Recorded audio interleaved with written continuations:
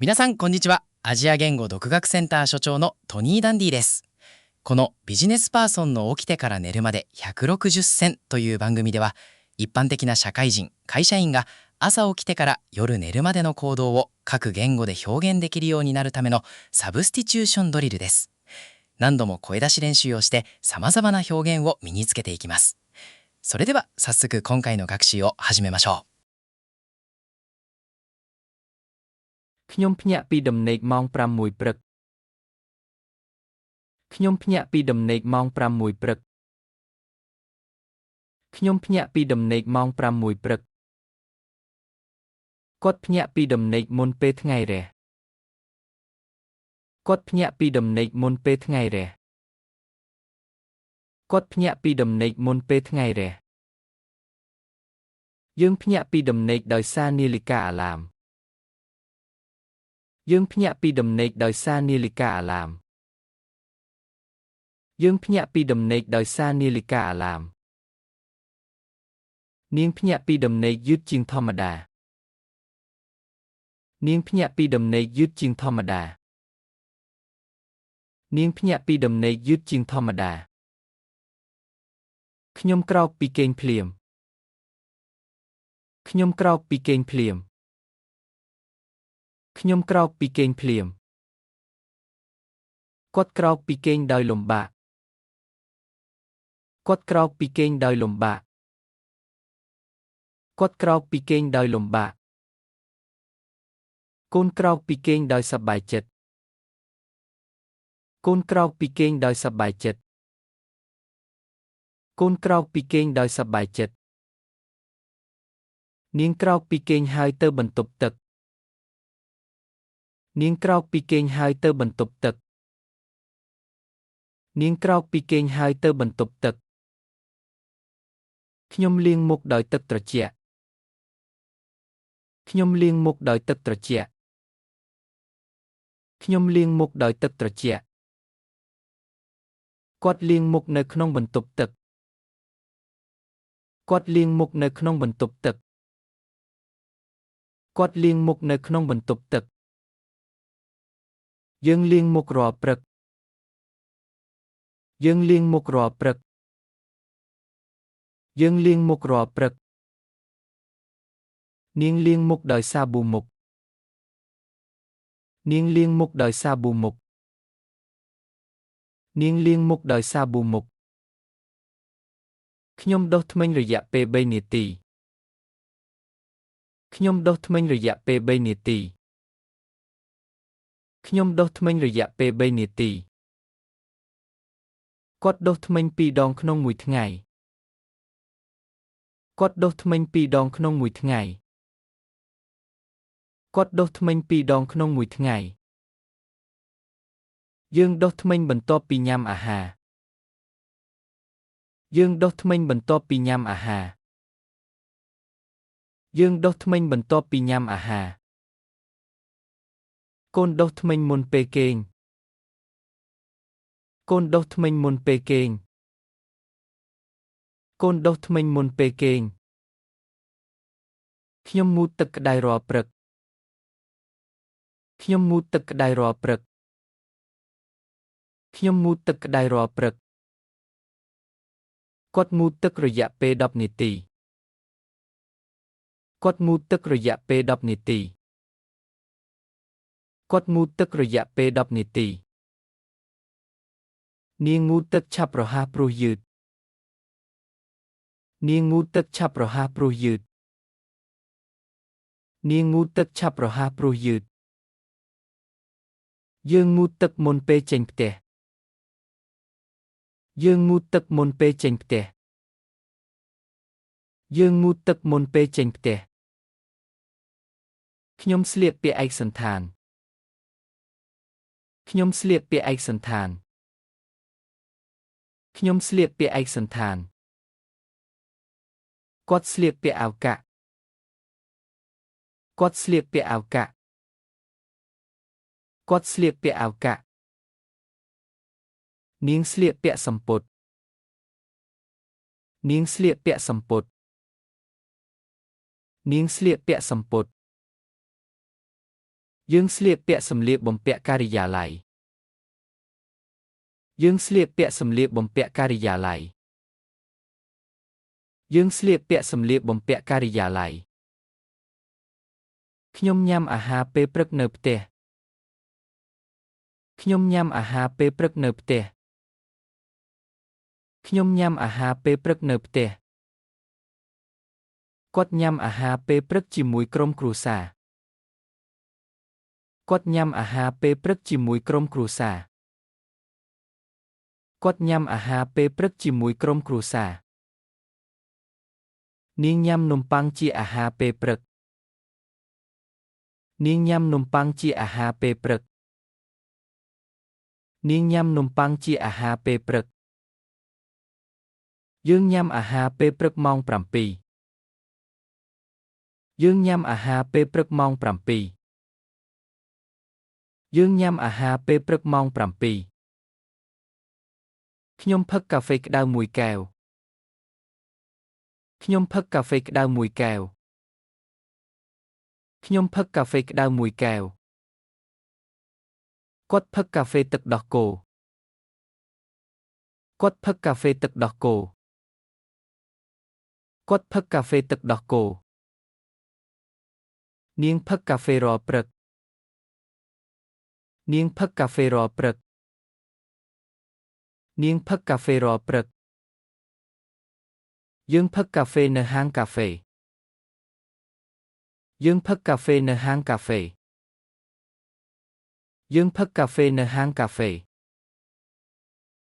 ខ្ញុំរៀបចំខ្លួនទៅធ្វើការខ្ញុំរៀបចំខ្លួនទៅធ្វើការខ្ញុំរៀបចំខ្លួនទៅធ្វើការគាត់រៀបចំខ្លួនរយៈពេល20នាទីគាត់រៀបចំខ្លួនរយៈពេល20នាទីគាត់រៀបចំខ្លួនរយៈពេល20នាទីនាងរៀបចំខ្លួនយ៉ាងល្អិតល្អន់នាងរៀបចំខ្លួនយ៉ាងល្អិតល្អន់នាងរៀបចំខ្លួនយ៉ាងល្អិតល្អន់យើងរៀបចំខ្លួនសម្រាប់កិច្ចប្រជុំយើងរៀបចំខ្លួនសម្រាប់កិច្ចប្រជុំយើងរៀបចំខ្លួនសម្រាប់កិច្ចប្រជុំខ្ញុំចេញពីផ្ទះម៉ោង 7 កន្លះខ្ញុំចេញពីផ្ទះម៉ោង 7 កន្លះខ្ញុំចេញពីផ្ទះម៉ោង 7 កន្លះគាត់ចេញពីផ្ទះឆាប់គាត់ចេញពីផ្ទះឆាប់គាត់ចេញពីផ្ទះឆាប់នាងចេញពីផ្ទះដើម្បីជិះរថភ្លើងនាងចេញពីផ្ទះដើម្បីជិះរថភ្លើងនាងចេញពីផ្ទះដើម្បីជិះរថភ្លើងយើងចេញពីផ្ទះជាមួយគ្នាយើងចេញពីផ្ទះជាមួយគ្នាយើងចេញពីផ្ទះជាមួយគ្នាខ្ញុំជិះរថយន្តក្រុងទៅកន្លែងធ្វើការខ្ញុំជិះរថយន្តក្រុងទៅកន្លែងធ្វើការខ្ញុំជិះរថយន្តក្រុងទៅកន្លែងធ្វើការគាត់ជិះរថយន្តក្រុងលេខ 10គាត់ជិះរថយន្តក្រុងលេខ 10គាត់ជិះរថយន្តក្រុងលេខ 10នាងជិះរថយន្តក្រុងរាល់ថ្ងៃនាងជិះរថយន្តក្រុងរាល់ថ្ងៃនាងជិះរថយន្តក្រុងរាល់ថ្ងៃយើងជិះរថយន្តក្រុងជាមួយអ្នកដទៃជាច្រើនយើងជិះរថយន្តក្រុងជាមួយអ្នកដទៃជាច្រើនយើងជិះរថយន្តក្រុងជាមួយអ្នកដទៃជាច្រើនខ្ញុំជិះម៉ូតូទៅធ្វើការខ្ញុំជិះម៉ូតូទៅធ្វើការខ្ញុំជិះម៉ូតូទៅធ្វើការគាត់ជិះម៉ូតូយឺតគាត់ជិះម៉ូតូយឺតគាត់ជិះម៉ូតូយឺតនាងជិះម៉ូតូដោយប្រុងប្រយ័ត្ននាងជិះម៉ូតូដោយប្រុងប្រយ័ត្ននាងជិះម៉ូតូដោយប្រុងប្រយ័ត្នយើងជិះម៉ូតូព្រោះងាយស្រួលយើងជិះម៉ូតូព្រោះងាយស្រួល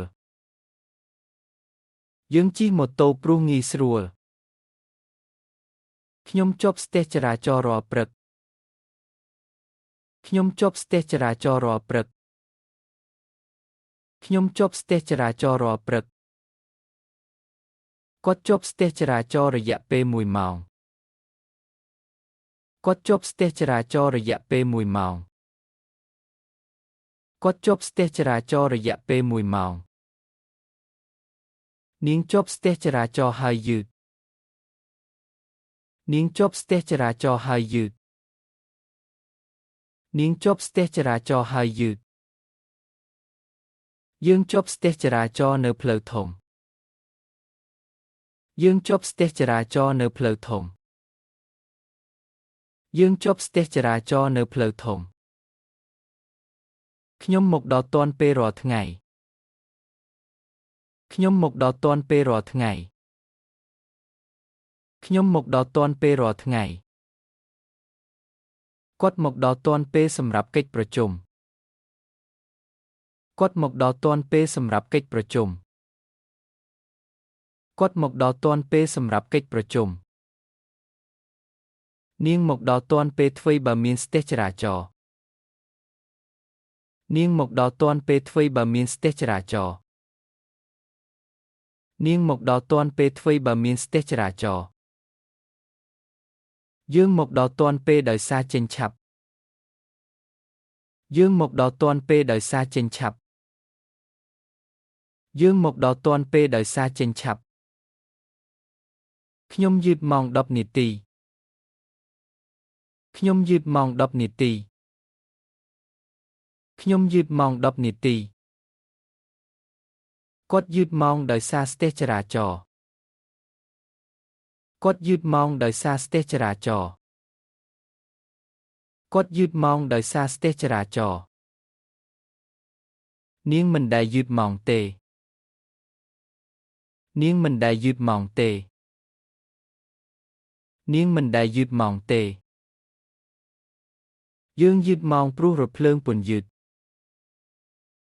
យើងយឺតម៉ោងព្រោះរថភ្លើងពន្យឺតយើងយឺតម៉ោងព្រោះរថភ្លើងពន្យឺតខ្ញុំចូលធ្វើការម៉ោង8ខ្ញុំចូលធ្វើការម៉ោង8ខ្ញុំចូលធ្វើការម៉ោង8គាត់ចូលធ្វើការពីថ្ងៃច័ន្ទដល់ថ្ងៃศุក្រណ៍គាត់ចូលធ្វើការពីថ្ងៃច័ន្ទដល់ថ្ងៃศุក្រណ៍គាត់ចូលធ្វើការពីថ្ងៃច័ន្ទដល់ថ្ងៃศุក្រណ៍នាងចូលធ្វើការឆាប់ជាងអ្នកដទៃនាងចូលធ្វើការឆាប់ជាងអ្នកដទៃនាងចូលធ្វើការឆាប់ជាងអ្នកដទៃយើងចូលធ្វើការនៅម៉ោងកំណត់យើងចូលធ្វើការនៅម៉ោងកំណត់យើងចូលធ្វើការនៅម៉ោងកំណត់ខ្ញុំពិនិត្យអ៊ីមែលរាល់ព្រឹកខ្ញុំពិនិត្យអ៊ីមែលរាល់ព្រឹកខ្ញុំពិនិត្យអ៊ីមែលរាល់ព្រឹកគាត់ពិនិត្យអ៊ីមែលមុនពេលប្រជុំគាត់ពិនិត្យអ៊ីមែលមុនពេលប្រជុំគាត់ពិនិត្យអ៊ីមែលមុនពេលប្រជុំ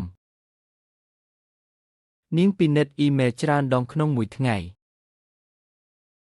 នាងពិនិត្យអ៊ីមែលច្រើនដងក្នុងមួយថ្ងៃ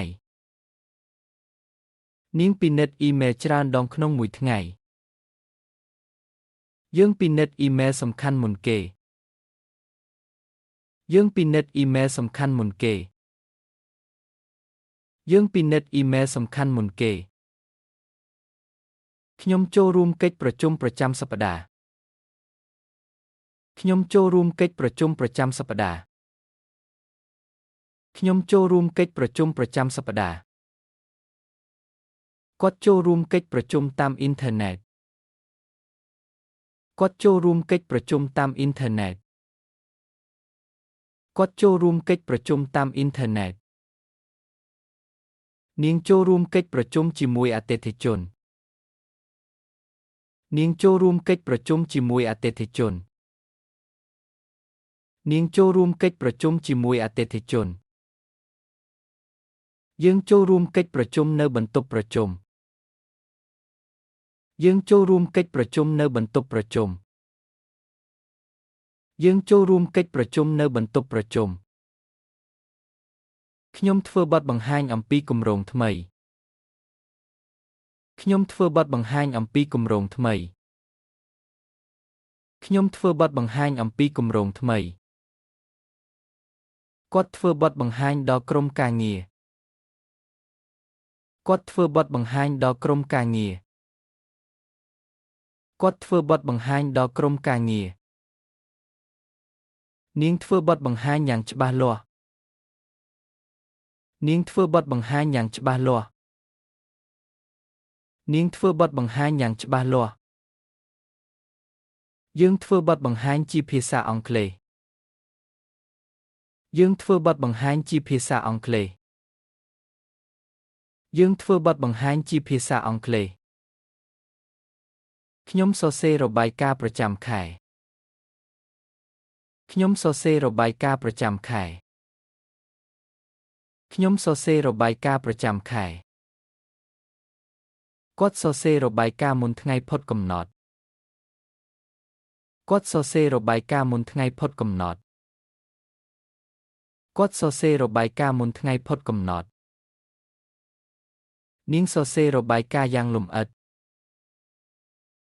នាងសរសេររបាយការណ៍យ៉ាងលម្អិតនាងសរសេររបាយការណ៍យ៉ាងលម្អិតយើងសរសេររបាយការណ៍ជូនថ្នាក់ដឹកនាំ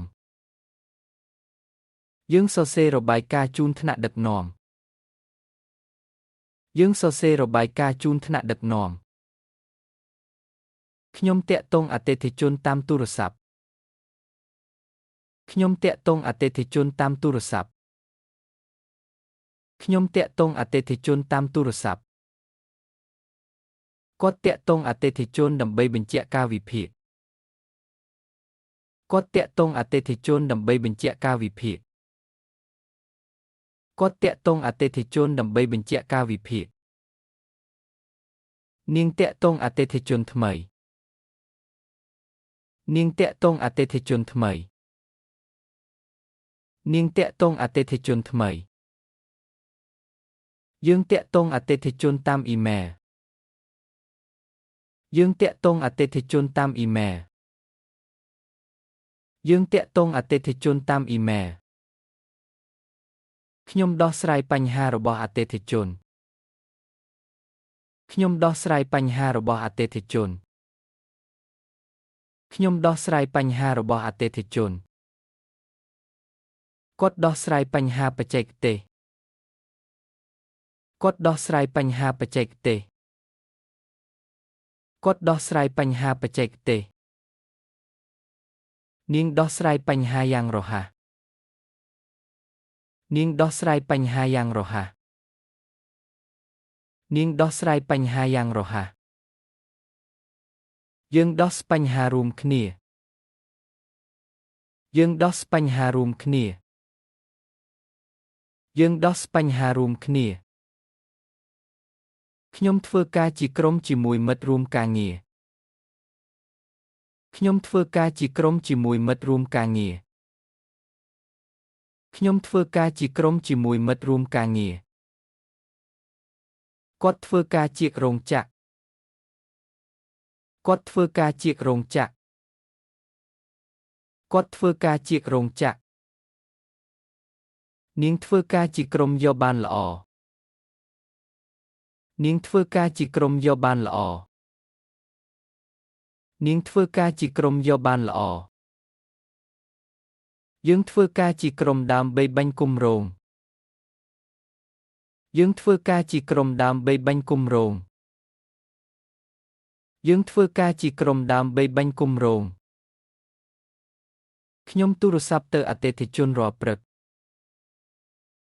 ខ្ញុំទូរស័ព្ទទៅអតិថិជនរាល់ព្រឹកខ្ញុំទូរស័ព្ទទៅអតិថិជនរាល់ព្រឹកគាត់ទូរស័ព្ទទៅដៃគូអាជីវកម្មគាត់ទូរស័ព្ទទៅដៃគូអាជីវកម្មគាត់ទូរស័ព្ទទៅដៃគូអាជីវកម្មនាងទូរស័ព្ទទៅដើម្បីបញ្ជាក់កិច្ចប្រជុំនាងទូរស័ព្ទទៅដើម្បីបញ្ជាក់កិច្ចប្រជុំ នាងទូរស័ព្ទទៅដើម្បីបញ្ជាក់កិច្ចប្រជុំយើងទូរស័ព្ទទៅអតិថិជនដែលមានបញ្ហាយើងទូរស័ព្ទទៅអតិថិជនដែលមានបញ្ហាយើងទូរស័ព្ទទៅអតិថិជនដែលមានបញ្ហាខ្ញុំផ្ញើអ៊ីមែលដល់អតិថិជនខ្ញុំផ្ញើអ៊ីមែលដល់អតិថិជនខ្ញុំផ្ញើអ៊ីមែលដល់អតិថិជនគាត់ផ្ញើអ៊ីមែលដោយភ្ជាប់ឯកសារ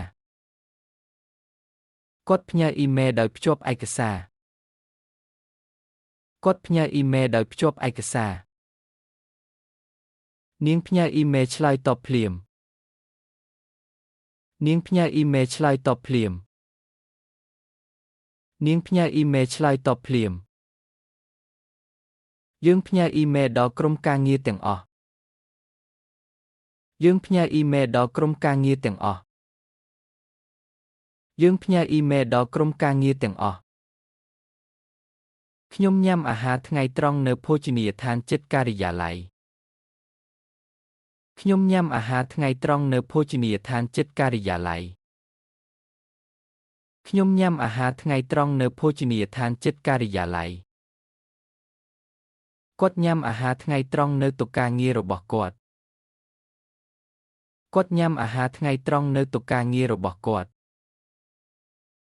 គាត់ញ៉ាំអាហារថ្ងៃត្រង់នៅតុការងាររបស់គាត់នាងញ៉ាំអាហារថ្ងៃត្រង់ជាមួយមិត្តរួមការងារនាងញ៉ាំអាហារថ្ងៃត្រង់ជាមួយមិត្តរួមការងារនាងញ៉ាំអាហារថ្ងៃត្រង់ជាមួយមិត្តរួមការងារយើងញ៉ាំអាហារថ្ងៃត្រង់នៅបន្ទប់ញ៉ាំអាហារយើងញ៉ាំអាហារថ្ងៃត្រង់នៅបន្ទប់ញ៉ាំអាហារយើងញ៉ាំអាហារថ្ងៃត្រង់នៅបន្ទប់ញ៉ាំអាហារខ្ញុំសម្រាកពេលថ្ងៃត្រង់1ម៉ោងខ្ញុំសម្រាកពេលថ្ងៃត្រង់1ម៉ោងខ្ញុំសម្រាកពេលថ្ងៃត្រង់1ម៉ោងគាត់សម្រាកពេលថ្ងៃត្រង់ដោយអានសៀវភៅគាត់សម្រាកពេលថ្ងៃត្រង់ដោយអានសៀវភៅគាត់សម្រាកពេលថ្ងៃត្រង់ដោយអានសៀវភៅនាងសម្រាកពេលថ្ងៃត្រង់យ៉ាងខ្លីដោយសារមីញឹកនាងសម្រាកពេលថ្ងៃត្រង់យ៉ាងខ្លីដោយសារមីញឹកនាងសម្រាកពេលថ្ងៃត្រង់យ៉ាងខ្លីដោយសារមីញឹក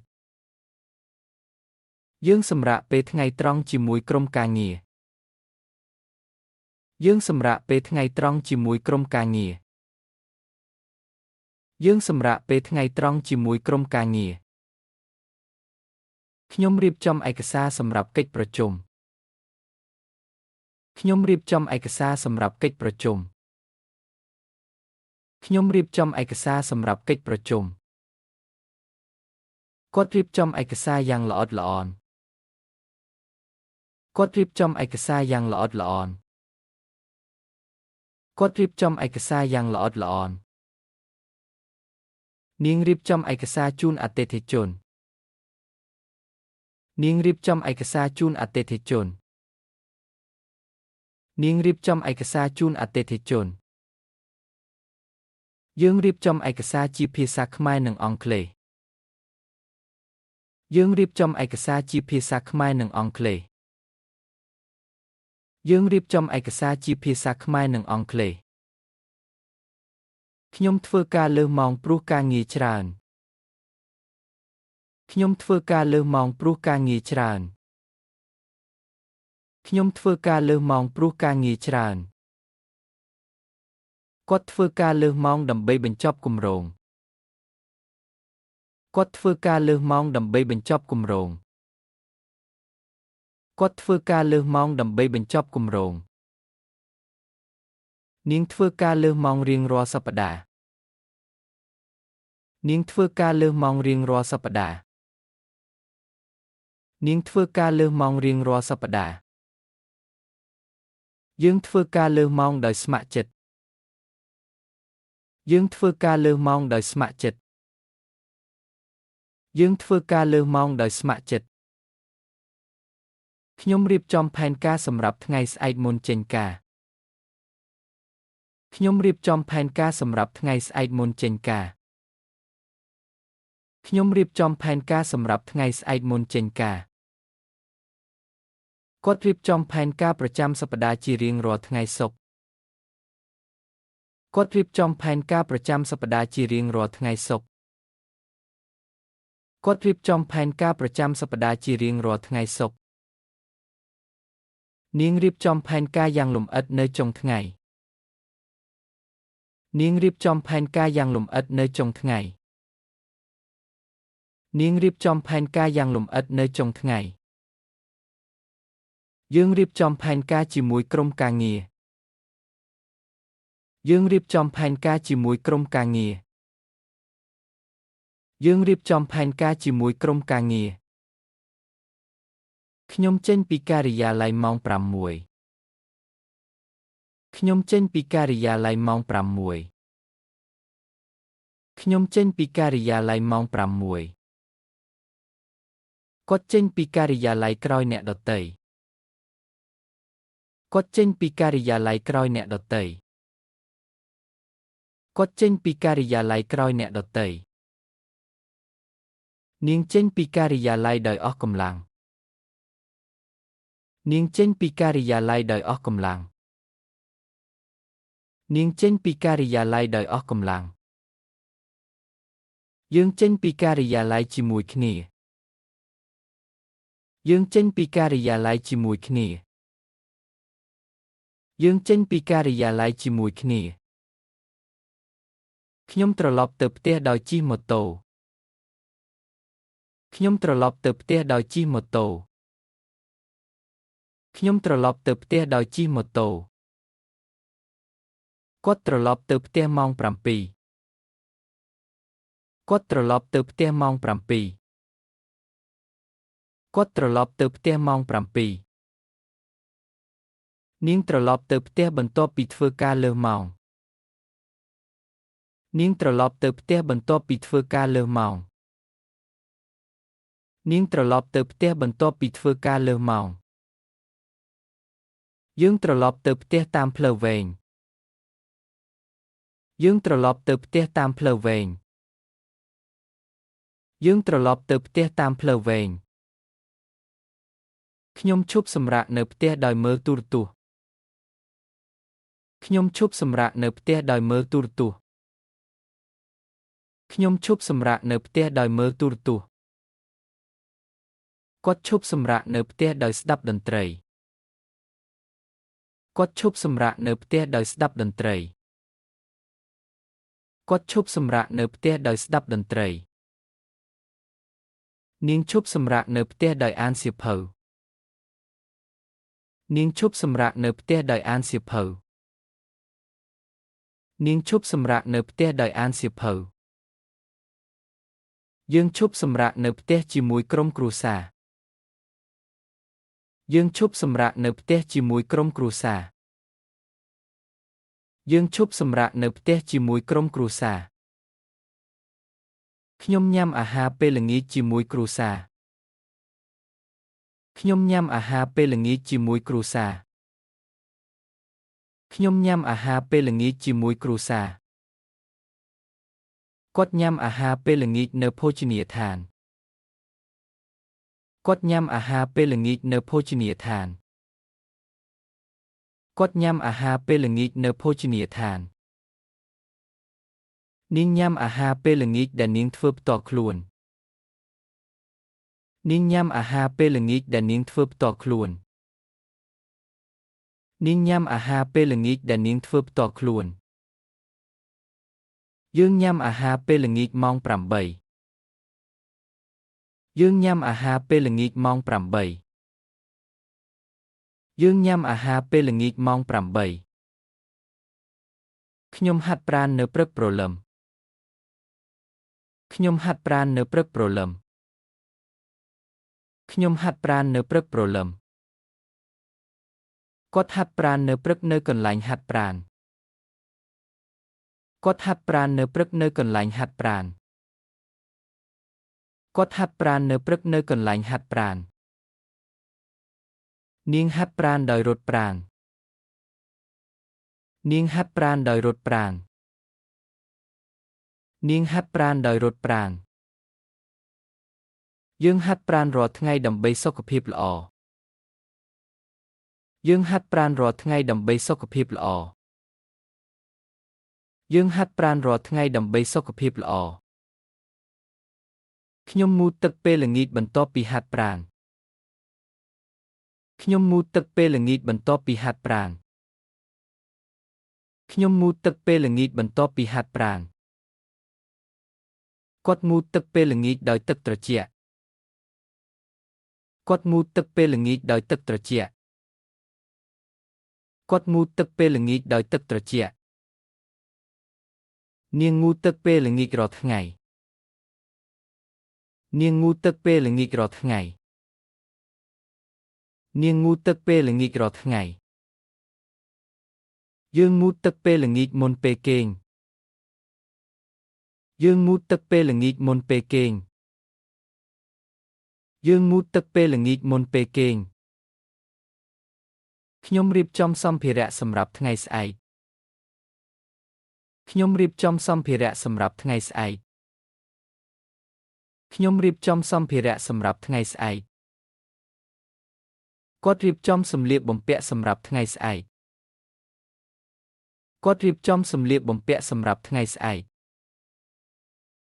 គាត់រៀបចំសម្លៀកបំពាក់សម្រាប់ថ្ងៃស្អែកនាងរៀបចំកាបូបការងារសម្រាប់ថ្ងៃស្អែកនាងរៀបចំកាបូបការងារសម្រាប់ថ្ងៃស្អែកនាងរៀបចំកាបូបការងារសម្រាប់ថ្ងៃស្អែកយើងរៀបចំឯកសារសម្រាប់កិច្ចប្រជុំថ្ងៃស្អែកយើងរៀបចំឯកសារសម្រាប់កិច្ចប្រជុំថ្ងៃស្អែកយើងរៀបចំឯកសារសម្រាប់កិច្ចប្រជុំថ្ងៃស្អែកខ្ញុំលាងចានបន្ទាប់ពីញ៉ាំអាហារខ្ញុំលាងចានបន្ទាប់ពីញ៉ាំអាហារខ្ញុំលាងចានបន្ទាប់ពីញ៉ាំអាហារគាត់លាងចានជាទូទៅគាត់លាងចានជាទូទៅគាត់លាងចានជាទូទៅនាងលាងចានដោយប្រើម៉ាស៊ីនលាងចាននាងលាងចានដោយប្រើម៉ាស៊ីនលាងចាននាងលាងចានដោយប្រើម៉ាស៊ីនលាងចានយើងលាងចានម្នាក់ម្ដងយើងលាងចានម្នាក់ម្ដងយើងលាងចានម្នាក់ម្ដងខ្ញុំដុសធ្មេញមុនពេលគេងរាល់យប់ខ្ញុំដុសធ្មេញមុនពេលគេងរាល់យប់ខ្ញុំដុសធ្មេញមុនពេលគេងរាល់យប់គាត់ដុសធ្មេញមុនពេលគេងដោយប្រុងប្រយ័ត្នគាត់ដុសធ្មេញមុនពេលគេងដោយប្រុងប្រយ័ត្នគាត់ដុសធ្មេញមុនពេលគេងដោយប្រុងប្រយ័ត្ននាងដុសធ្មេញមុនពេលគេងរយៈពេល2នាទីនាងដុសធ្មេញមុនពេលគេងរយៈពេល2នាទីនាងដុសធ្មេញមុនពេលគេងរយៈពេល2នាទីកូនដុសធ្មេញមុនពេលគេងរាល់យប់កូនដុសធ្មេញមុនពេលគេងរាល់យប់កូនដុសធ្មេញមុនពេលគេងរាល់យប់ខ្ញុំគេងលក់ម៉ោង10យប់ខ្ញុំគេងលក់ម៉ោង10យប់ខ្ញុំគេងលក់ម៉ោង10យប់គាត់គេងលក់ភ្លាមព្រោះអស់កម្លាំងគាត់គេងលក់ភ្លាមព្រោះអស់កម្លាំងគាត់គេងលក់ភ្លាមព្រោះអស់កម្លាំងនាងគេងលក់ដោយលំបាកព្រោះស្ត្រេសនាងគេងលក់ដោយលំបាកព្រោះស្ត្រេសនាងគេងលក់ដោយលំបាកព្រោះស្ត្រេសយើងគេងលក់ដោយចិត្តស្ងប់ស្ងាត់យើងគេងលក់ដោយចិត្តស្ងប់ស្ងាត់យើងគេងលក់ដោយចិត្តស្ងប់ស្ងាត់今回の学習は以上となります。いかがでしたでしょうか。何度も声に出して練習してご自身のものにしてください。いいね、高評価、チャンネル登録、コメントの記載等よろしくお願いします。それでは次回の番組でまたお会いしましょう。アジア言語独学センター所長のトニー・ダンディがお送りしました。